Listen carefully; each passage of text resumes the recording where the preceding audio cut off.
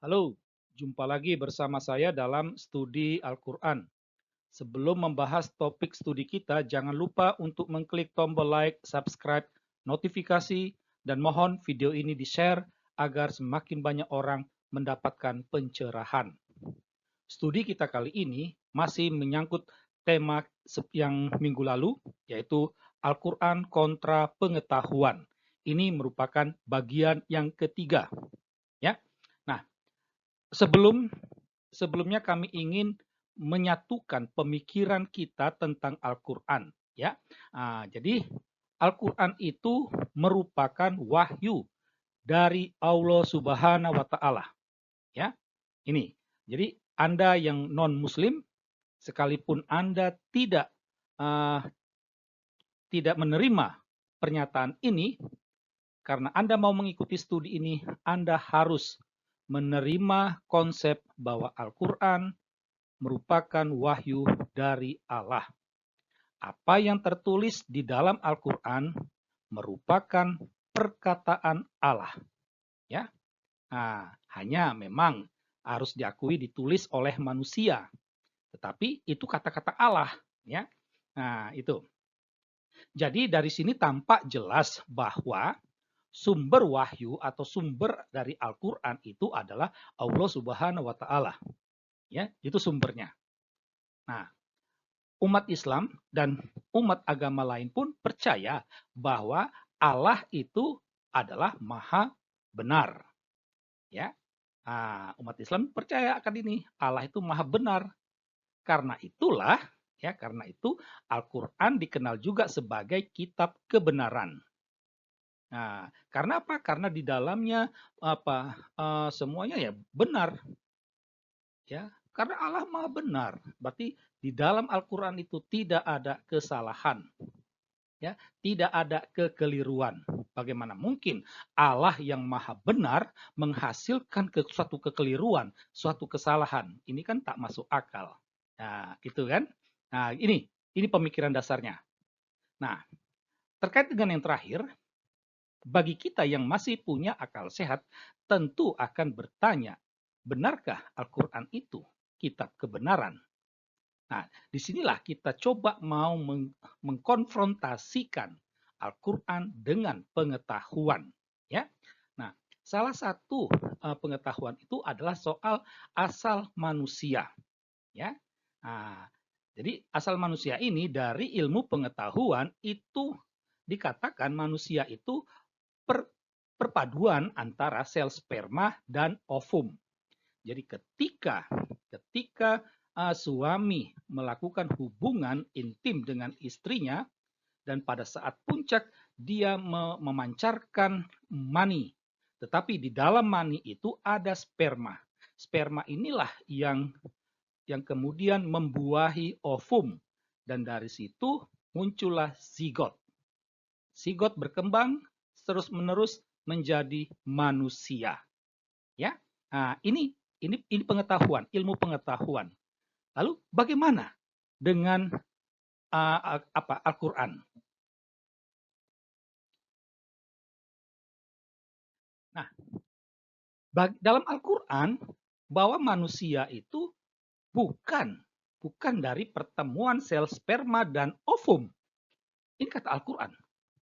Memang Al-Quran tidak menyatakan secara eksplisit, ya, tetapi kita bisa pastikan bahwa Al-Quran menolak bahwa manusia itu berasal dari sperma dan ovum. Ya, itu. Ada banyak ayat-ayat Al-Quran yang menegaskan asal jadinya manusia itu. Ya, nah kita ambil beberapa saja. Misalnya dalam surah ke-22. Kami telah menjadikan kamu dari tanah, kemudian dari setetes mani, kemudian dari segumpal darah, kemudian dari segumpal daging, dan kami tetapkan dalam rahim menurut kehendak kami, kemudian kami keluarkan kamu sebagai bayi. Jadi, ya, manusia itu hasil perpaduan antara tanah, setetes mani, segumpal darah, dan segumpal daging. Itu kata Al-Quran. Ya, tentu ahli biologi akan geleng-geleng kepala. Ya, kapan unsur tanah itu dimasukkan ke dalam liang vagina istri? Itu. Ya. Atau dalam surah ke-40, dialah yang menciptakan kamu dari tanah, kemudian dari setetes mani, lalu dari segumpal darah, lalu kamu dilahirkan sebagai seorang anak. Di sini kurang lebih mirip tadi. Dari tanah, setetes mani, lalu segumpal darah. Itu. Ada beberapa ayat yang menegaskan bahwa Allah itu maha mengetahui. Tidak ada yang tersembunyi baik di langit maupun di bumi ini. Allah itu maha mengetahui. Nah, dari segi ilmu pengetahuan, ada perbedaan antara mani dengan sperma. Yang membuahi ovum itu adalah sperma, bukan mani. Itu. Jika Allah maha tahu, kenapa Allah tidak mengatakan sperma, tapi justru mani? Itu ya. Atau dalam surah ke-53, sungguh Tuhanmu maha luas ampunannya. Dia mengetahui tentang kamu sejak dia menjadikan kamu dari tanah, lalu ketika kamu masih janin dalam perut ibu. Manusia diciptakan dari tanah. Itu. Kapan tanah itu dimasukkan ke dalam rahim, dimasukkan ke dalam liang vagina ibu? Bagaimana cara masukkannya itu? Itu ya. Kita sulit membayangkannya. Atau surah ke-75. Bukankah dia mulanya hanya setetes mani yang ditumpahkan ke dalam rahim, kemudian mani itu menjadi sesuatu yang melekat, lalu Allah menciptakan dan menyempurnakannya, lalu dia menjadikan dirinya sepasang laki-laki dan perempuan. Tegasnya, mani itu berbeda dengan sperma. Yang membuahi telur ovum itu adalah sperma, bukan mani. Bagaimana mungkin Allah yang maha tahu tidak bisa membedakan mani dengan sperma? Itu ya.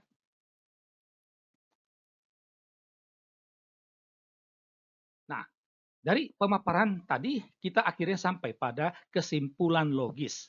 Ya, haruslah dikatakan bahwa Al-Qur'an bertentangan dengan ilmu pengetahuan. Ya. Tanpa bahwa Allah yang maha tahu benar-benar tidak tahu. Ya. Nah, di sini kita dihadapkan satu pertanyaan, mana yang benar? Apakah Al-Qur'an ataukah ilmu pengetahuan? Ya. Kami hanya bisa membayangkan dalam hal ini, yaitu jika dalam Al-Qur'an tertulis api itu dingin, umat Islam akan percaya dan akan menyalahkan pengetahuan manusia dan rumus kimia. Karena apa? Allah itu maha benar, Allah itu maha mengetahui. Allah tak mungkin salah katanya.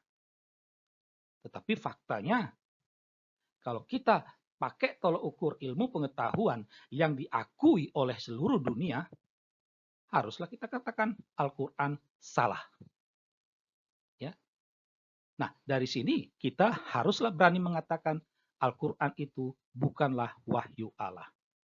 Demikianlah studi kita kali ini. Semoga Anda mendapatkan pencerahan. Sekian dan terima kasih.